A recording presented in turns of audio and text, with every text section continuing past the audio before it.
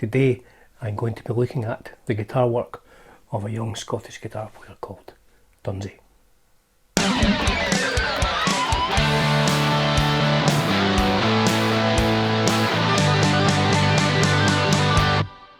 Hi there folks, welcome to Dunsey's Guitar World. Today I'm going to be analysing my own guitar playing. Can you believe it? You see everything on this channel.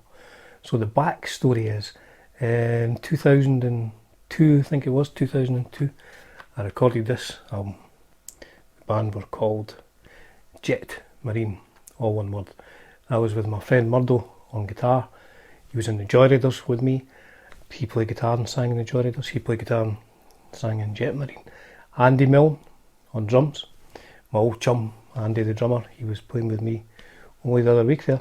And bass player called Ali. So we recorded this album. I think we recorded it in two sessions. It's got the Apollo 11 picture in the front. It's got Elvis's grave, Graceland's on the back. It's got a photograph of Sun Studios. So I took that. I was in Memphis on my honeymoon with my wife. I mean, who else would I be on honeymoon with but my wife? So we went to Memphis, or we stayed in the States for a month actually. We went to Graceland as well. I'm losing the thread here. So my point today is, there was quite a lot of this album was influenced by America. Murdo wrote all the songs on this. I just played the guitar. And Tupelo, Elevator, Surfing USA. So the tune I'm going to look at today is Elevator, Surfing USA. I think Murdo read something about there was some craze in America of kids riding on elevators and someone got killed or something. I don't know the backstory, but it's a good tune. It's up tempo and it's quite a simple tune. What I'm going to do is, I'm going to look at what I played on the original studio version. I kept it very, very, very simple. So I'm going to listen and I'm going to analyse what I played on the original studio version. Kept it very simple. And then I'm going to see what I could have done and would it have sounded better. I mean, I don't want to go back and re-record it, but I think it's interesting to look back and say, well, I did this, I could have done this, what worked out better. So I'll show you what the guitar does. I'll show you what the rhythm guitar does. It's just two chords, it's just C and G, but we play the top two strings on the 3rd fret, open across both chords.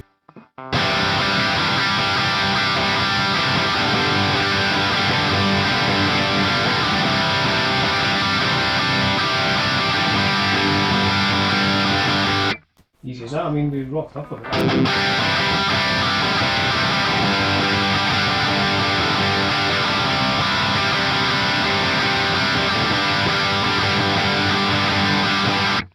Simple as that. So what I played back in the pictures, what I played over the top of that was just something simple. I just played.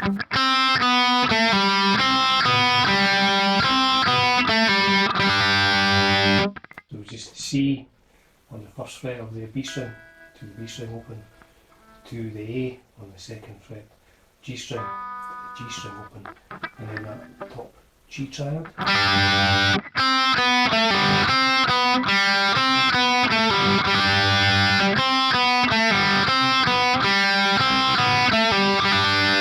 And that was it. I listened back to it last night and I thought I could have played something else here. I could play something a bit more complicated. I mean, is less more or is more better? So in a previous video I had said when I'm doing solo stuff, I'll try and pick out notes in the chord rather than the actual root notes. So the first chord here is C. So the chord notes I'm looking at are C, E, G.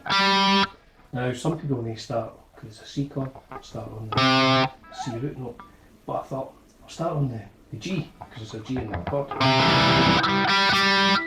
So if I go to the G and then the E, which is in the middle of that chord, go like this.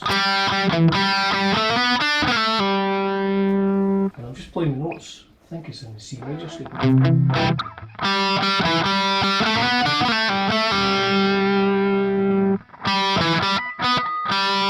Go to the B, to the G.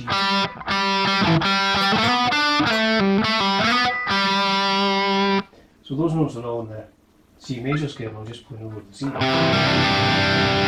I'm not starting on the C, I'm starting on the G.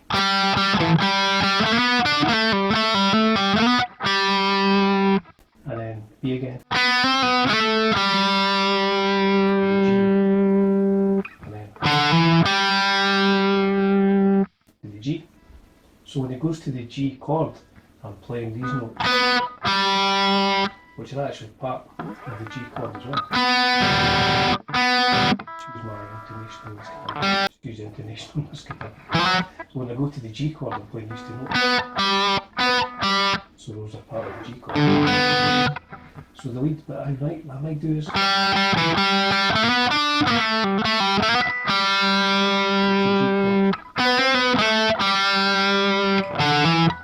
the G, and then I do this bit at the end. So slide from the B, slide from the A to the B, catch the D to the E, off to the B, 4th fret on the G string, pull off to the G, and then hit this note here, which is a G string. So it's like, it's all staying in the same sort of key. So like this.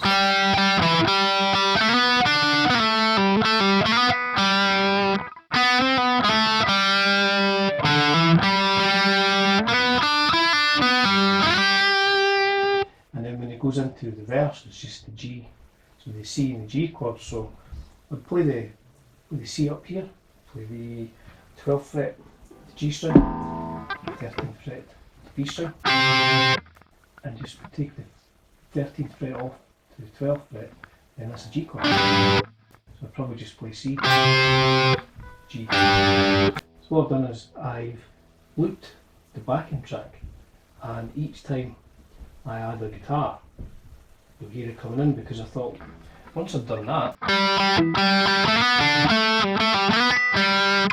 could just play the octave of that.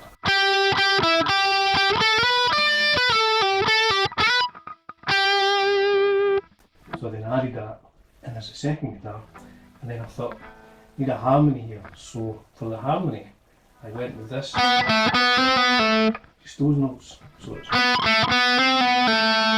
So it's a B, C, B, back to A.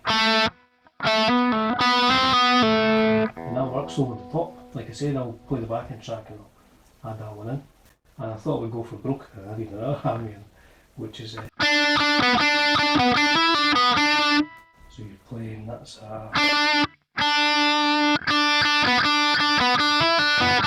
so again, it's those notes we played earlier.